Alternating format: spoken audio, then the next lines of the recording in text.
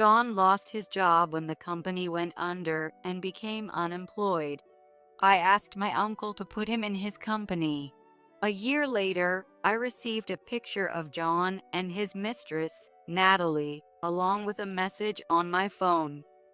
I'm John's mistress. Can't wait to live together soon. The next day, after leaving the message on read, I came home from my work to find most of our furniture gone.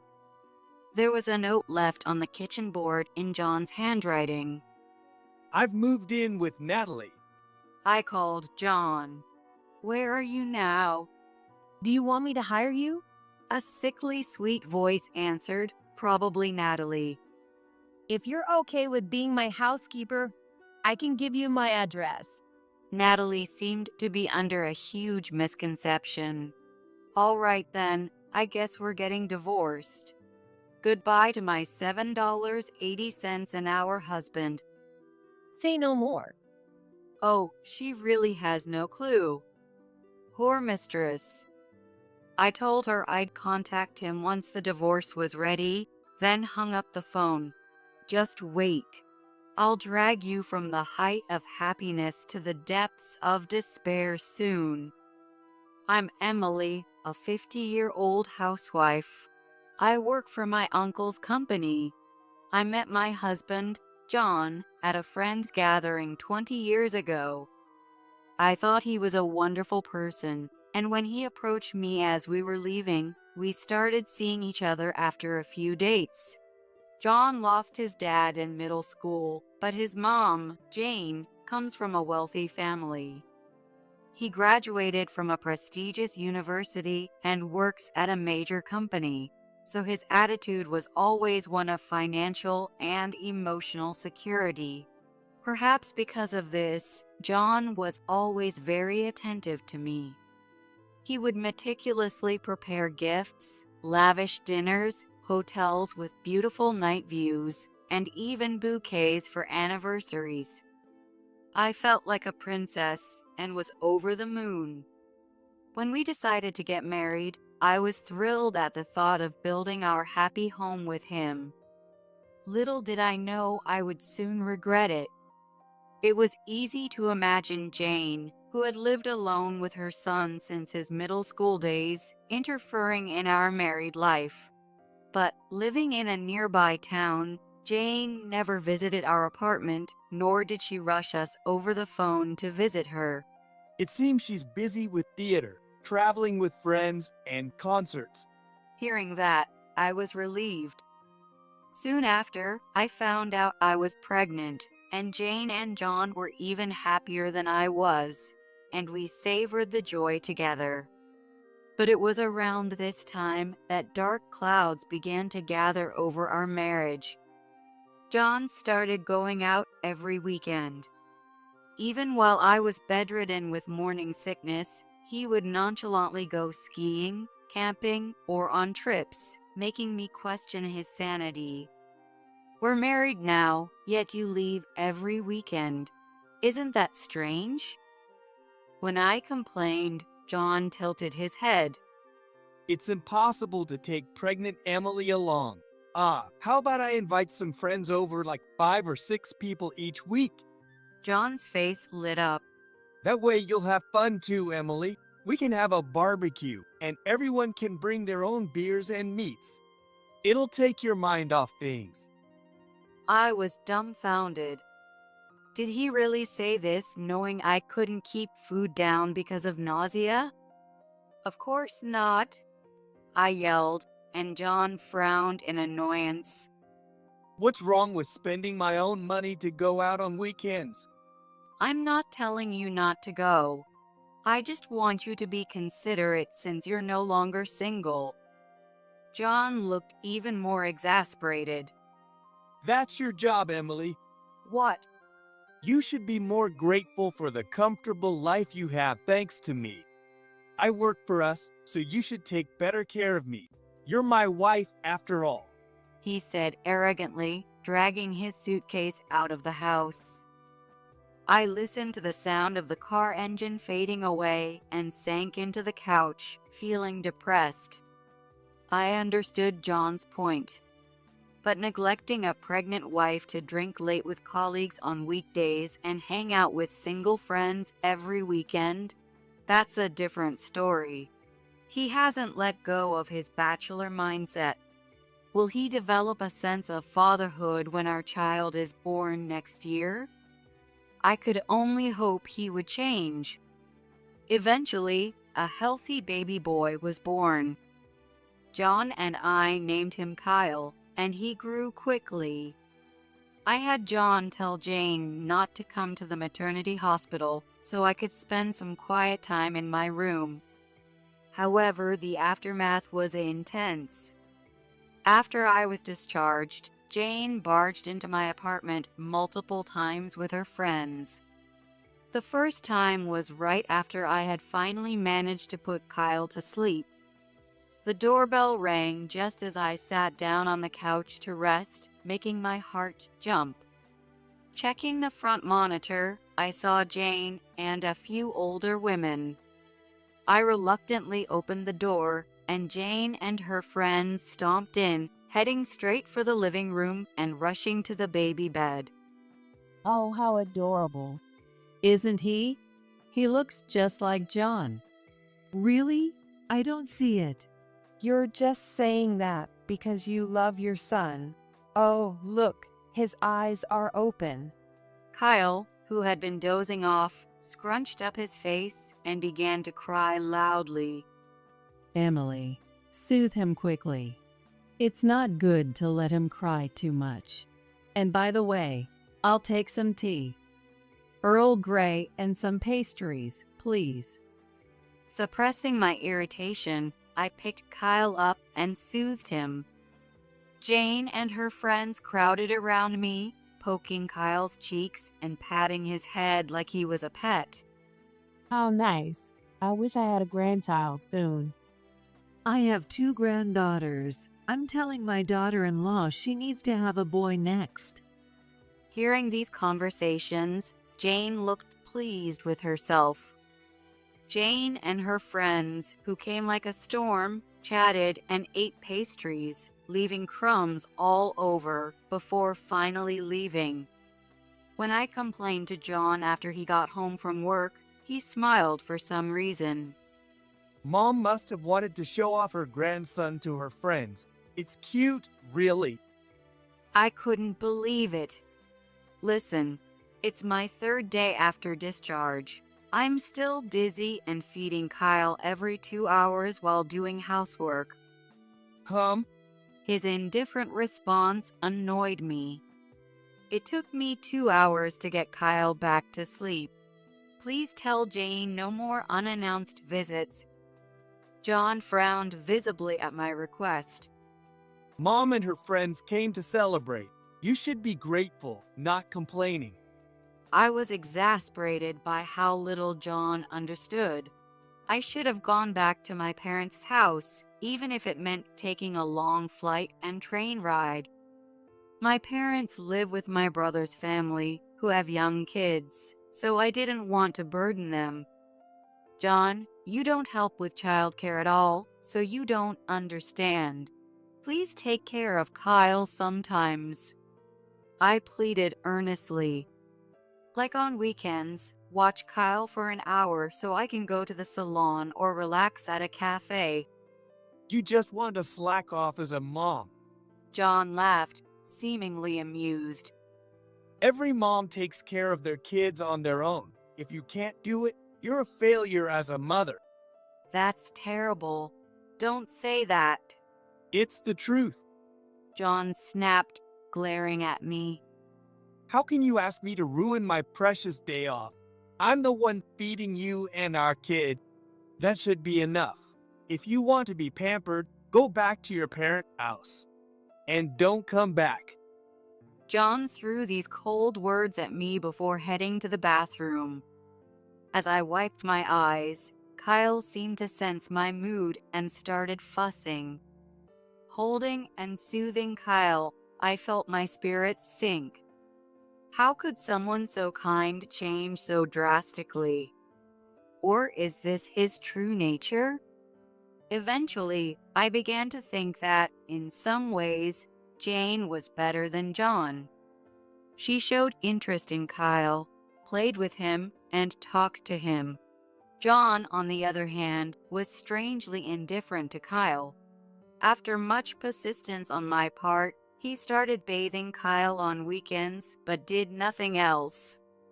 Even when in the same room, John was engrossed in cell phone games, shooing Kyle away when he crawled over.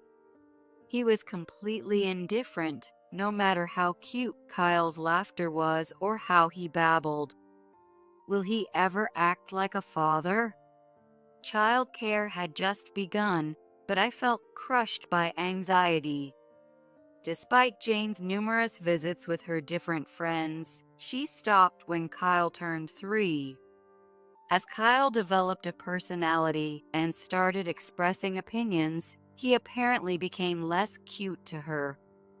After enjoying a period of peace, I approached John.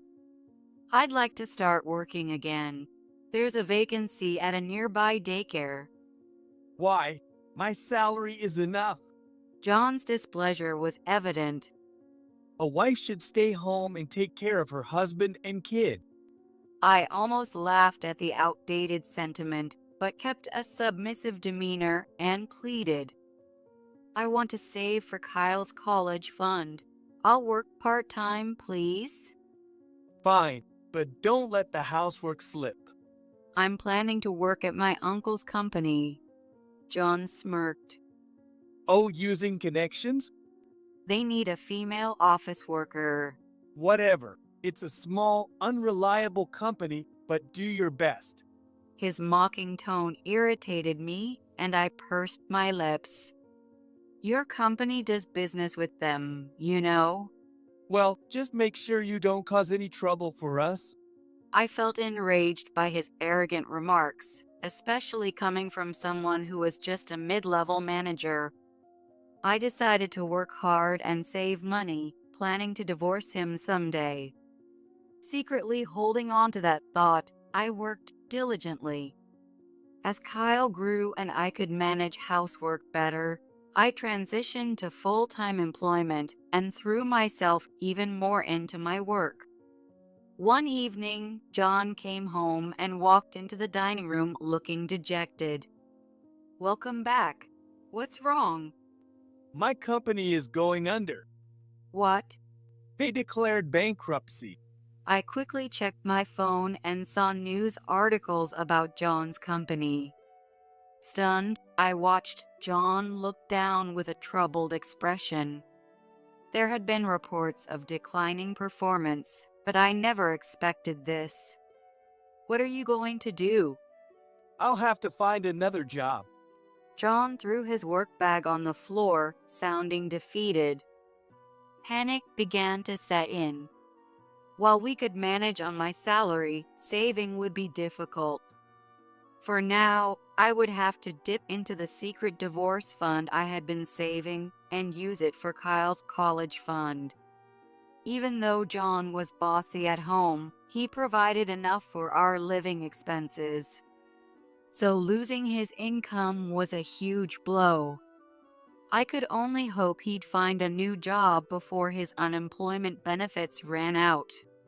But John only diligently visited the job center for the first month. Soon, he settled into a lazy routine of staying up late and sleeping in. I was also frustrated that John kept all his unemployment benefits as his personal spending money, not contributing to the household. Watching him lie on the sofa playing mobiles games while I cooked and vacuumed made my anger flare up many times. Hey, shouldn't you start seriously looking for a job? You're almost 40. It'll be harder to get the job you want once you're over 40.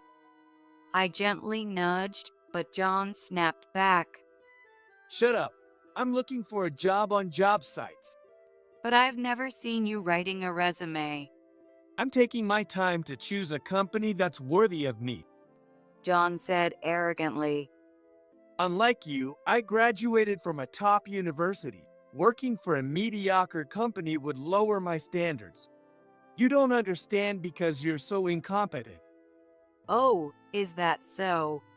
We had countless exchanges like this, with no progress, and 10 years went by. Even when Kyle was studying for college entrance exams during his long breaks, John, unshaven and in sweatpants, was engrossed in games. I often thought about just abandoning him and getting a divorce. With his wealthy family, John would be fine living with Jane. But I felt it was too cruel to kick out an unemployed husband, so 10 years passed without taking that step. Finally losing patience, I decided to use my connections. I asked my uncle to hire John. Luckily, they needed someone for sales at the branch office in the next town, so it worked out perfectly. Hey, how about working at my uncle's company? One night, with a pounding heart, I brought it up to John. When I told them about your background, they said it would be a waste not to have you. Of course, it was a big lie, but predictably, John's pride took the bait. Well, someone of my caliber wouldn't be easy to find for a small company. They must be desperate for me. He looked somewhat pleased. Can I go ahead with it? What should I do? After a moment of pretending to consider, John's eyes were glued to my phone screen. Oh, this! It's from a new product exhibition, Looks fun. he muttered nostalgically. All right, I'll work at your uncle's company. Really? That's great. But I want to work only 3 days a week since it's been a while. Also, I want to leave on time. I was at a loss for words. Oh, well, as you know, our company has a full 2-day weekend policy. There's overtime at the end of the month and during busy periods. Special treatment would be difficult. John's eyes narrowed. Hey, I'm getting back to work after a long time. It's like rehab for me. You want to push me into long hours right away? What if delicate me gets sick? His words made me furious. I've been working full-time while balancing housework and childcare for the past 10 years, supporting you. But I swallowed my complaints, knowing it would be troublesome if he got upset. After consulting with my uncle, John finally ended his 10 years of unemployment as a low-paid part-time worker. Once John started working again, he quickly became more energetic. Seeing him clean-shaven and dressed in a suit made my heart swell. Though he had thinned hair and a changed physique, a bit of his youthful vigor returned. Maybe it wouldn't be long before he could work as vigorously as before. Then we could get him to contribute to the household expenses again. Feeling relieved, I suddenly wondered. It's fine that he works 3 days a week, but how does he spend the other 4 days? On his days off, when I come home from work, he's always out. He comes back late at night, smelling of alcohol, so he might be going to bars, but how could he afford that on such a low salary? Sometimes there's even a woman's perfume on his clothes, which is suspicious. If it were a bar, the scent would likely be mixed, but it's always the same perfume. About a year after he started his new job, I received a photo and a message from an unknown number on my phone. It was a photo of a heavily made-up woman and John snuggled up in bed. The woman looked familiar, and then I remembered. It was Natalie Thompson, who had attended our company's product launch event. I'm John's mistress. Can't wait to live together soon. I was stunned, but not very shocked. My feelings for John had long since cooled. So he was cheating after all. I sighed. He must have found Natalie's details from the company's event photos and pursued a relationship with her. As I stared at the picture, anger started to build up. How could he do this after getting a job through my connection?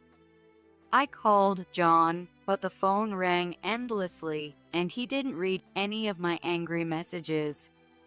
That night, John didn't come home. To make matters worse, he began skipping work without notice the next day. What are you thinking, neglecting work for your mistress? You're going to lose the job you just got. I sent this during my lunch break, but still no response. Feeling frustrated, I returned home to find the apartment strangely spacious. Looking around, I noticed much of our furniture was gone. The Scandinavian sofa set, wooden table, two-person dining table, stylish shelves, and chic TV stand. All things I bought with my salary. As I stood in shock, I saw a piece of paper in the middle of the room. It was written in round letters and John's handwriting. John is mine now. I moved to Natalie's place. Don't bother trying to bring me back. Crushing the note, I called John again. The moment the call connected, I yelled, "What the hell are you thinking? Where are you?" You're so upset. This is hilarious. A sweet, mocking voice answered. It was probably Natalie. You want me to hire you? What? If you're okay with being my maid, I can give you my address. Her haughty tone almost made me laugh. Natalie seemed to be under a huge misunderstanding. All right then, I guess we're getting divorced. Goodbye to my $7.80 an hour husband. Say no more. Oh, she really has no clue. Poor thing. Suppressing my laughter, I spoke in a pitiful voice. I'd be lost if John left me. How am I supposed to live now? Natalie burst out laughing on the other end. You're such a parasite. It's pathetic how a wife gets dumped by her husband. It's hard, but I don't want to make John hate me more by arguing. Tell him I'll call once the divorce is ready. You're so understanding. Bye then. I clenched my teeth as I hung up the phone. Enough of them mocking me. Just watch. I'll drag them from the height of happiness to the depths of despair. I swore this in my heart. I confided in my uncle about the situation and got John fired, deciding to make them pay. I hired a private investigator to look into John and Natalie, and I did my own research as much as possible. 2 weeks later, I sent John a message. I want to talk about our divorce. Please come over with Natalie. Right on time, the two of them showed up, holding hands and grinning as if to flaunt their relationship. As I invited them into the living room, Natalie sneered. Oh my, you haven't replaced the furniture yet? You must be really poor. Well, you were just a parasite living off John's big corporate job, so I guess it makes sense. Excuse me? You stole our furniture and have the nerve to say that? I could report you to the police. How rude. He just took the furniture he bought when he moved. As John told me, you're dumb. Natalie's disdainful gaze shifted from me to John, who looked away uncomfortably. He's clearly putting on airs for Natalie. When we replaced the old furniture, John was unemployed and we relied solely on my salary. Who's the one with no brains, lying so blatantly? Cursing him inwardly, I turned to John. John, you feel the same way, right? You want to divorce me? Yeah, John nodded grimly. I'm sick of taking care of an old, worn-out woman like you. He spat out angrily. Meeting Natalie made me realize it. The last 20 years of our marriage have been a mess, and it's all your fault. I couldn't believe my ears. That's what I should be saying. Being with you dragged me down. That's why I'm leaving you and starting over. Then he extended his hand to me. What? Alimony, after 20 years of you being a burden, I deserve compensation. John leaned back arrogantly. I'm generous, so I'll settle for $100,000. Come on, pay up. You can just give me your bank account details, and I'll withdraw it myself. His condescending tone made me sad rather than angry.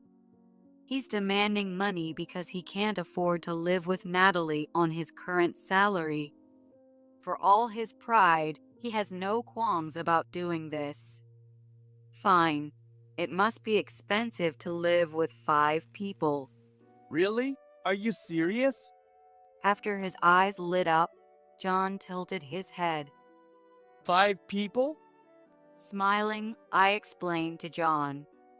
Yes, Natalie and her 3 kids, 9th grade, 6th grade, and 5 years old, right? They're all girls.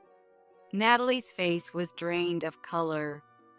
John looked back and forth between Natalie and me, bewildered. Wait, kids? I knew she was divorced, but I didn't know about any kids. Natalie, is this true? Natalie remained silent, her mouth tightly shut. John's eyes widened in shock. Seriously? No way. He muttered, looking crestfallen. John must have cheated because Natalie told him she was childless despite being divorced. I pulled out the investigation report and photos from the envelope given by the detective and spread out pictures of Natalie with her children on the floor. Good luck with those tough years, John. I encouraged him with a hint of sarcasm. You declared you hated kids and dumped all the childcare on me, not even trying to bond with your own son. I really wonder if you can win over someone else's kids. I'll be fine. They're all cute like Natalie, so I'm sure I'll grow to love them. John forced a smile and held Natalie's hand. Natalie looked up, her face still showing anxiety. Just then, the doorbell rang, and Jane's voice came through the intercom. John stiffened. Why is Mom here? When I told her we were divorcing because of your affair, she insisted on coming. John looked like he was chewing on something bitter. When I opened the door, Jane pushed past me into the room. Her footsteps were heavy as she entered the living room and started yelling at Natalie. You homewrecker. Natalie's eyes widened. Then she quickly put on a smile and tried to charm Jane. Jane, their marriage was already broken, so that's not really the right word. No, you're wrong. The thief isn't his wife. It's you. You stole my precious son from me. Jane pointed a finger at Natalie, spitting as she shouted. A plain wife and a heavily made-up mistress with kids? John, you really don't know how to pick women. John hung his head at the scolding. And 3 daughters? You got tricked by some failure who can't even produce a son? You always get caught by trashy women without me around. John raised his head and weakly protested. Don't talk badly about Natalie, Mom. Her ex-husband was a loser.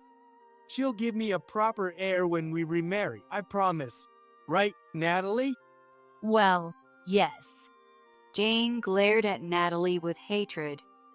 You think I believe that? If you remarry this mistress, you'll take Kyle. Then I might acknowledge it. John looked troubled. No, I don't want him. He's bad at online games and doesn't like me at all. He's not cute at all. His selfish comment made me furious.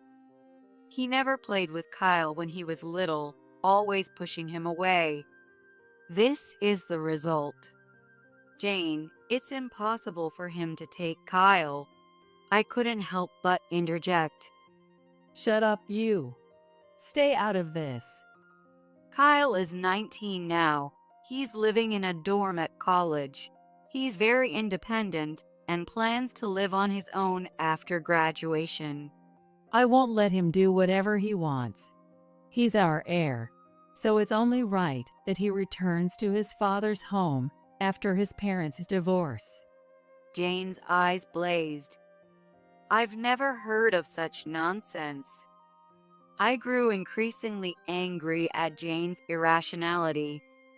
John, Natalie, who had been silent, tugged timidly at John's sleeve. What is it, Natalie?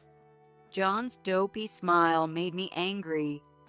if it's your child, I'm sure they'd be cute, but the number of kids will increase to 4. Will we be okay financially? Her reasonable concern was met with John's confident response. Don't worry, Natalie. As I told you, my family is wealthy. Plus, I'm a manager at a big company, so I earn a lot. You'll be secure with me. Natalie beamed at his words.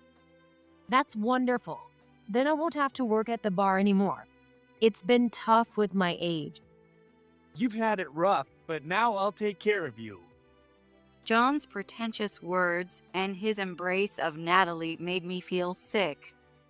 I wondered if he ever felt guilty for lying so much. The guest I had invited seemed to feel the same way. Suddenly, the door separating the next room from the living room opened.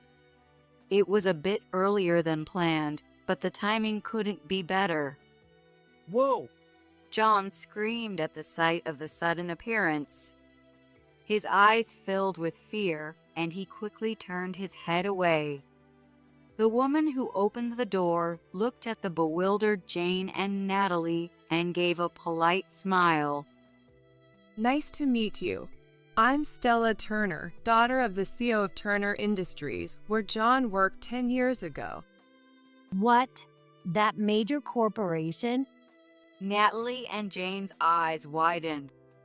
Thank you for your kind introduction. Wait a minute. Isn't that the company where my son currently works? Yes, Jane. John, what's wrong? John, who had been sitting confidently across from me, was now trembling violently. See, everything is coming out now. How do you plan to fix this?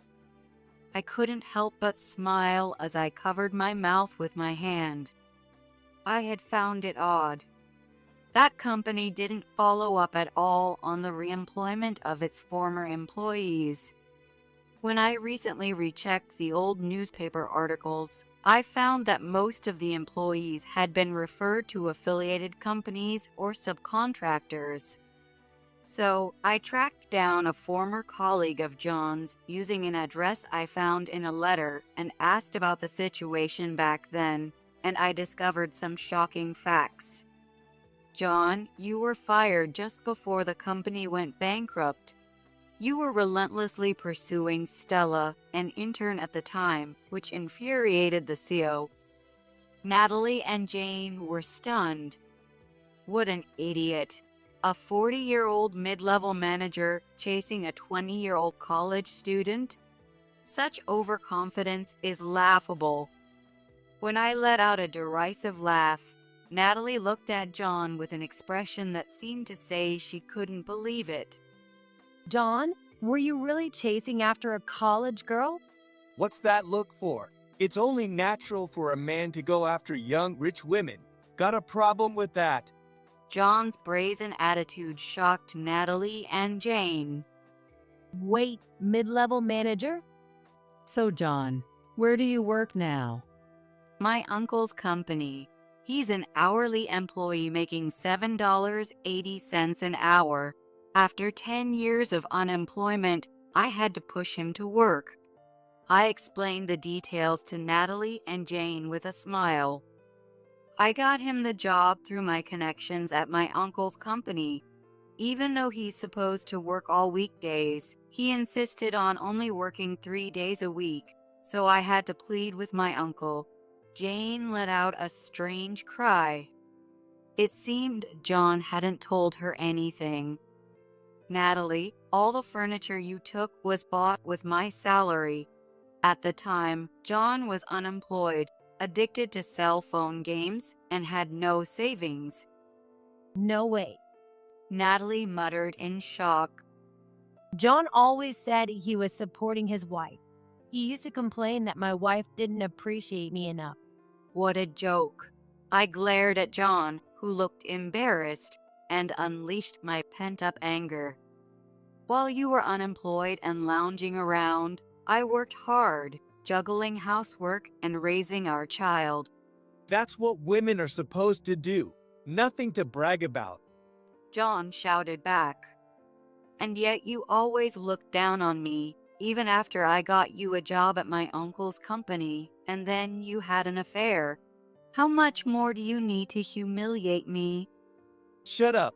You're just a part-timer hired through connections, acting all high and mighty. That's old news. I laughed softly. That's the truth, right? Too bad.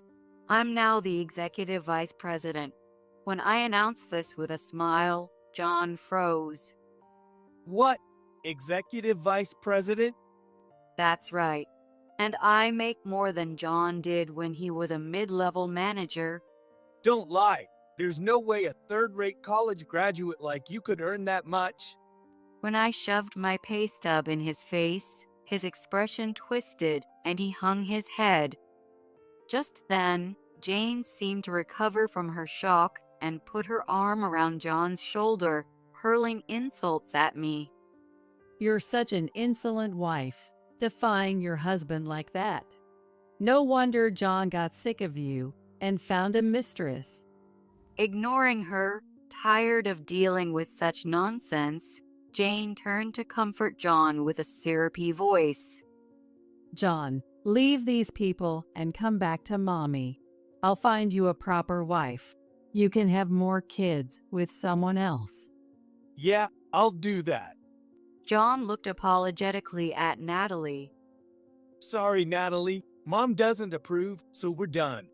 At his words, Natalie's face contorted in rage. She jumped up, red with fury. Good riddance. I thought I'd marry you because you claim to be a manager at a big company, but you're just a liar. She grabbed her designer bag, pulled out her phone, wallet, and makeup pouch, and threw the bag at John. Why would I date a guy 15 years older otherwise? You're delusional if you think you're attractive. Natalie. Don't touch me. She shoved his hand away and stormed out, shoulders heaving. Stella, who had watched the entire scene, bowed to me and left as well. Here's the divorce papers. Sign them and file them at the courthouse. If it's too much trouble, just send them back to me in the unclosed envelope. I handed the papers to John, who was frozen with tear-filled eyes, and addressed Jane. We'll handle the alimony through our lawyers. The discussion is over, so please take him with you. We're leaving. Come on, John. We'll pack your things and pick them up later. As I saw Jane supporting John out the door, I added one more thing. By the way, please take care of the $80,000 debt he racked up from our joint account. Jane blinked in confusion. What? He spent it on online gaming. Since he's unemployed again, I'll be sending the bill to you. I pushed the bewildered Jane and sniffling John out the door and locked it immediately. The next day, John sent back the signed divorce papers, and I submitted them right away. I expected John to argue about the alimony, but to my surprise, the full amount I demanded was deposited into my account. It seemed Jane had paid it to get rid of me quickly. All the furniture John had taken was returned in good condition, which was a relief. When I demanded alimony from Natalie, the amount was deposited into my account. Then, to my surprise, Natalie's mother brought her to my house. Prompted by her mother, Natalie bowed to me, though her face showed displeasure. Her mother was very apologetic, too. She covered the compensation and planned to make Natalie repay it by working extra jobs along with her bar job. It was a relief to know her parents were decent people. Although I thought John would get along well with his mom, their relationship turned sour. Back to being unemployed, John had no intention of finding a job and continued wasting Jane's savings and pension on online gaming. He used to be so sweet, but his wife ruined him. If this continues, my savings will run out. I wish he'd move out soon. Apparently, that's what Jane was telling the neighbors. Finally free of John, I felt a sense of clarity and peace in my daily life. I should have cut ties with him sooner if it felt liberating. When I called Kyle, who was in his college dorm, to tell him about our divorce, he responded cheerfully. You finally did it. Congratulations. He's still your dad, so you can visit him if you want. No way. I don't need to see him. You're my only family, Mom. I laughed at his firm words. Now you can start your second life, Mom. Enjoy your work and personal life, and don't let anyone hold you back. Yes, I will. Thank you. His encouraging words brought a smile to my face. From now on, I want to spend the rest of my life happily with Kyle.